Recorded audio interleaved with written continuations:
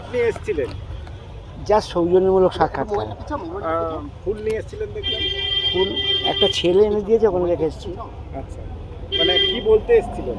বলতে এসেছিলাম উনি ডায়মন্ড হারবারে এসছেন, ডায়মন্ড হারবারে মানুষ হিসেবে উনি আমাকে ইনভাইট করেছেন, আমি ওনাকে একটা এসছেন, ওনাকে সম্ভাষণ করতে এসেছিলাম।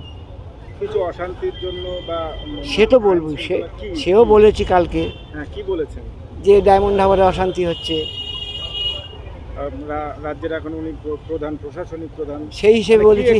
করছেন এসছেন আজকে, কি এক্সপেক্ট? এখন দেখা হয়নি, কি বলবো।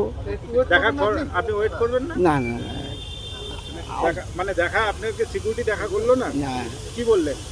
বললেন যে উনি এখন মিটিংয়ে বসেছেন, আপনি একটু বসুন, ওনার সঙ্গে দেখা হবে।